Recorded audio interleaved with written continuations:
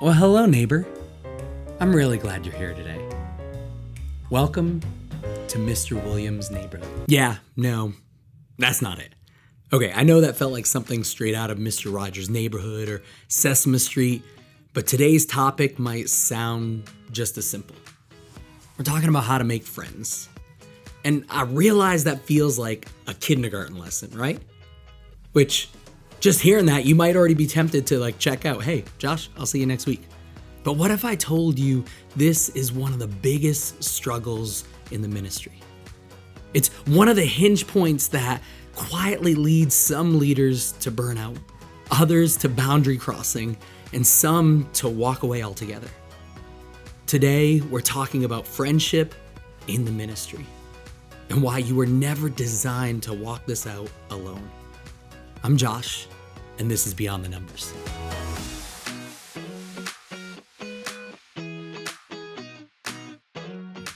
Ministry is one of the most relational callings that you can step into. Your calendars are filled with people. Your Sundays are filled with conversation. Your phone is full of needs.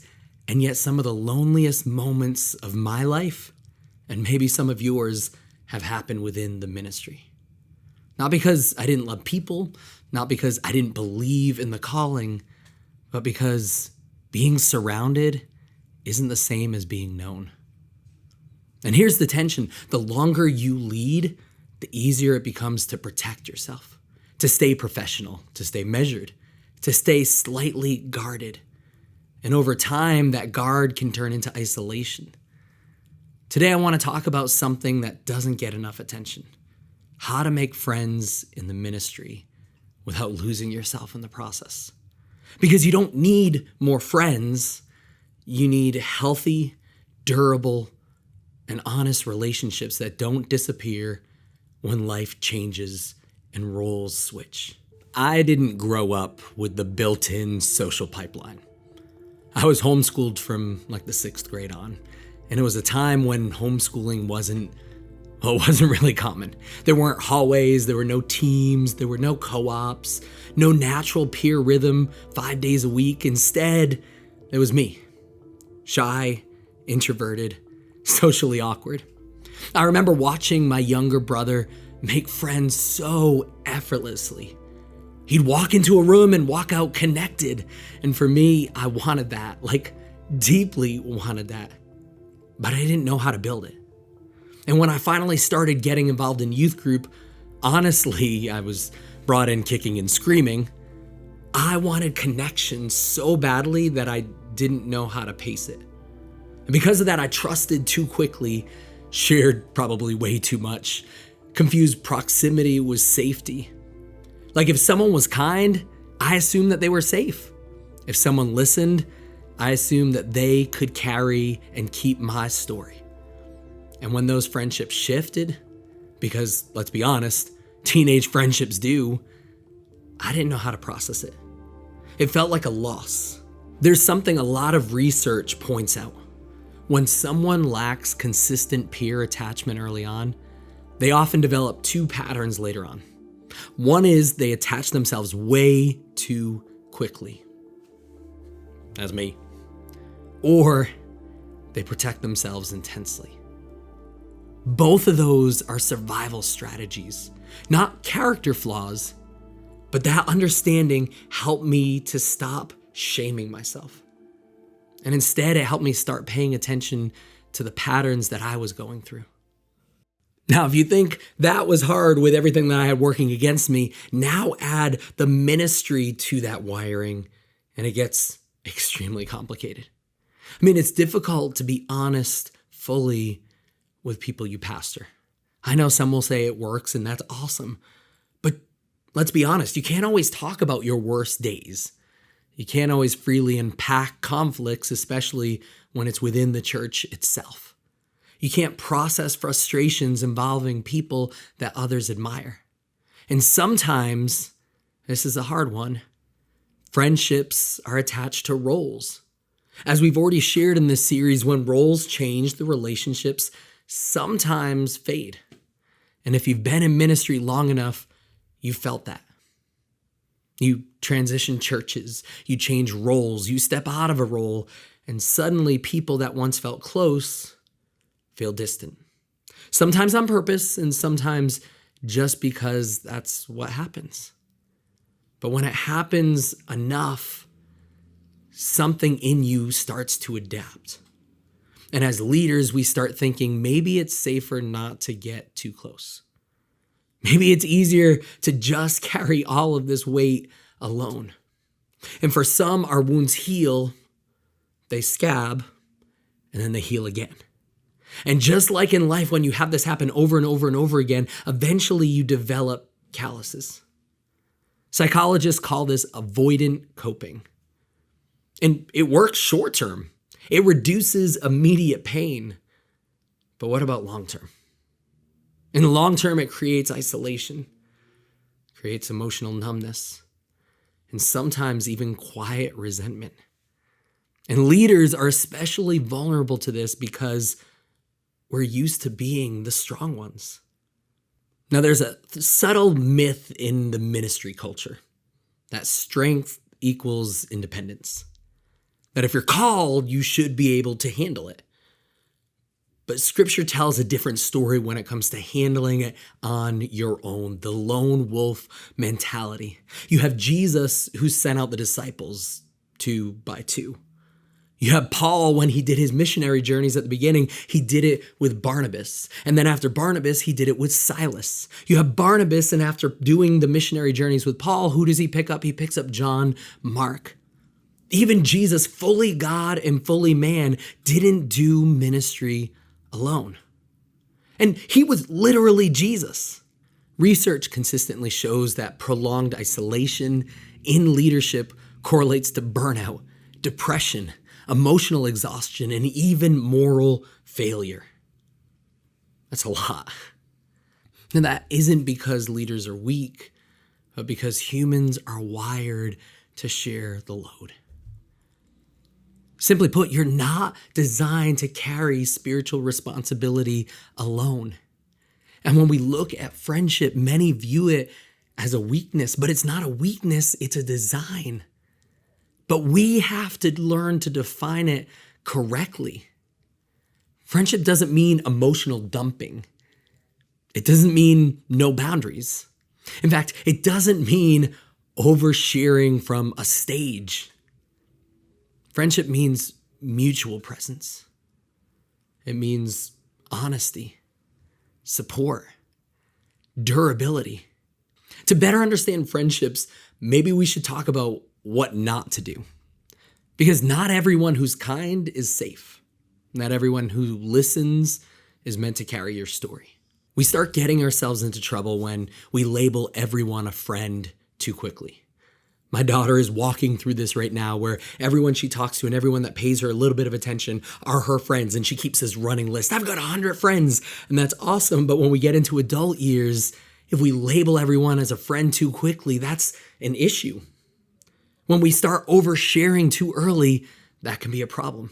When we build relationships that are only within our own church, that can cause issues. Maybe we reach out to someone only when something's on fire, or we expect one person to meet every relational need. Let that one sit for a second, because that one is a heavy one. No single friend can be your therapist, encourager, accountability partner, co-laborer, and emotional support system all at once. Even that felt like a mouthful. That is way too much weight for one relationship. See, a healthy friendship is slower. It's something that gets tested over time. But let me give you a few markers that a lot of people consistently point to show what healthy friendships really look like. A healthy friendship is one that doesn't burn hot and then fade fast. A healthy friendship is one that has mutual effort. I think we've all been there before, where we felt like it was one side chasing the other. That's not healthy. Instead, a healthy friendship looks like emotional regulation, meaning disagreements don't explode the relationship. In a healthy friendship, there's space for tension. There's room for seasons, And most importantly, they survive changes within roles and even within churches. Now, here's the thing. You don't need 10 of these super close, intense friendships. 1 or 2 is actually enough. Because in the end, it's quality over quantity. And friendships does not equal dependency. It should equal durability. So what does this look like for us practically? For many church leaders, it starts outside of your immediate church context. I'm not saying you can't be friends with people in your church, but it's important for pastors and leaders to find other pastors and leaders in other churches. Maybe in cohorts or coaching groups or ministry networks. Sometimes the safest friendships are with people who don't always attend your church, but they understand your calling. It's people that don't always see you as their pastor. They see you as a person. I mean, that's a powerful thing. That's something that we can build rhythms around. We do this by doing monthly calls or maybe quarterly meetups or conference reconnections that turn into regular check-ins. Connection rarely happens accidentally in adulthood. Let's be honest. There are no more play dates. There are no more quick hangouts, but it's something that we have to choose to do intentionally. But intentionally doesn't mean intense. It just means you refuse to normalize isolation. If you're listening to this and you realize you've been carrying ministry alone, I want to say this gently. Don't normalize that. Isolation feels efficient. It feels strong, but it's not sustainable. We can start small with relationships, with friendships, one honest conversation, one text, one coffee, one step towards being known. You don't need a crowd. You need 1 or 2 durable relationships that'll stand up there and be with you when your life changes and when situations shift and when things fall apart and when things are going great. Because one day you will face one, if not all of those things. And when it does, and when life happens, you'll be grateful that you built something deeper than just a role. And you'll be grateful you're not carrying that burden all by yourself. If this episode resonated with you, here's what I'd love for you to do. First is to share it with a leader who you might feel like they're carrying more than they admit. Second, if you're watching on YouTube, subscribe so that you don't miss the coming conversations that we have ahead. And if you're listening on a podcast platform, follow the show, leave a review. It actually helps more leaders find these conversations than you might realize. And third, I'd love to hear from you. Like, what does friendship in the ministry look like for you? Where has it been hard? Where has it surprised you? You can drop a comment, send a message, or even reach out privately. Because in the end, it's about connection. And no matter what you're going through, you don't have to process it alone. And if maybe you find that this conversation is stirring something in you, I want to challenge you not to miss out on Friday's episode. On Friday, I'm sitting down with Ian. He's the co-founder of Shaping Student Ministry. Now, Ian spent nearly 2 decades walking with student pastors. Yes, it's part curriculum, but it's not just helping them build curriculum. He's worked on helping build community with them. And we're going to talk about why things like cohorts matter in building relationships and friendships. How leaders can pursue connection without finding themselves burning out. And what it looks like to build friendships that last longer than a season. You'll find that Ian's heart is really simple. Resilient pastors, sustainable ministry, and leaders who know that they're not alone. You aren't meant to do this alone. And that conversation may be just the reminder that you need. Until then, thank you for tuning in. Thank you for listening. Thank you for putting up with my sick self, walking with some walking pneumonia and different things like that, my scratchy voice here. But most importantly, thank you for listening so that together we can work on building something less like the world and more Christ-like within our ministries as we work to grow beyond the numbers. Thanks.